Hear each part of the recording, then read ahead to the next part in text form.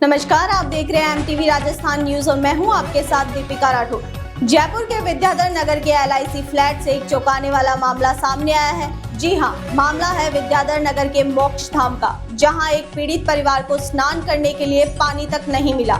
वहीं सूचना मिलने पर एमटीवी राजस्थान न्यूज की टीम पीड़ित परिवार के पास पहुंची और उनसे बातचीत की। पूरा जो शमशान गृह था उसमें हमारा सारा अंत्येष्टि का प्रोग्राम हो गया था। आज 9 दिन के बाद में नई का नहान था। हमारे यहाँ कुछ फैमिली बड़ी है, एक्चुअली कुछ गांव से भी आए थे।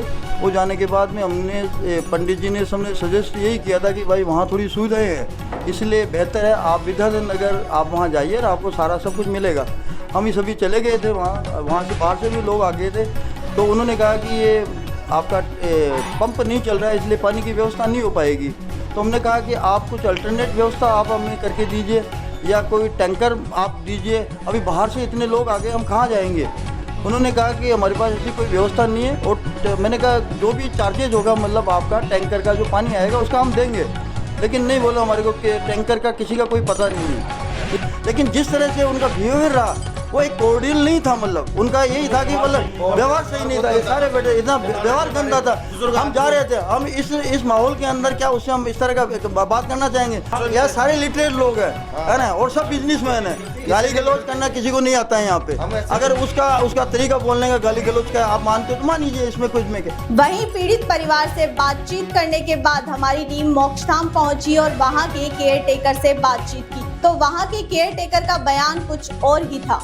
केयर टेकर ने बताया कि उसने पीड़ित परिवार के साथ किसी भी प्रकार का दुर्व्यवहार नहीं किया है। धोने की व्यवस्था क्यों नहीं है? नहाने धोने की व्यवस्था तो बारिश की वजह से लाइट नहीं आ रही, लाइट फॉल्ट हो गई 2-3 दिन से। इस चक्कर से नहीं तो टंकियों में पानी है और न बोरिंग चल रहा है साहब। अभी उसके बाद में मिस्त्री आया, देख के गया था, बोला थोड़ी देर में चालू हो जाएगी। पता कीजिए क्या व्यवस्था है साहब। लाइट है, जो बोरिंग है बोरिंग भी नहीं चल रहा, लाइट नहीं आ रही।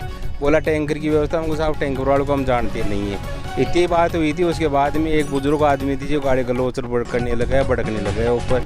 वो 7 वाली 10-5 दिन वो हमारा उतारू हो गए। बोला तुम्हारे वो गला देंगे, लंबा गला देंगे, वो कर देंगे, हमको साफ करवा देना। वो सर वो सुमन गुप्ता जी तो नहीं की, लेकिन जो यहाँ का जो लाइट वाला है ना उसको बुलाया था, वो देख के भी गया था। बोला डीपी में से पीछे से लगे पैस नहीं आ रहा है, तो वो अभी उसको जोड़ेंगे तो चालू हो जाएगी।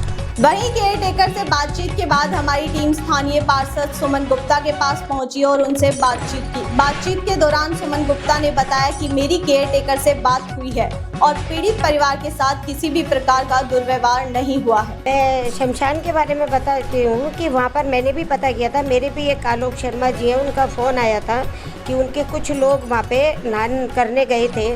तो उन्होंने ही मुझे बताया कि वहाँ पे नहान नहीं करने दिया गया। मैं वहाँ कोई पानी की व्यवस्था नहीं थी, तो इसलिए उन्होंने वो नहीं किया। हमने टैंकर के लिए उनको कहा तो उन्होंने टैंकर भी नहीं मंगाया।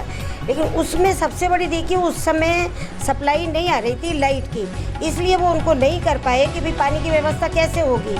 हो ही नहीं सकती बिना उसके लाइट के बिना। बोरिंग से जब पानी आ रहा है तो बोरिंग चलेगा जब भी पानी की व्यवस्था।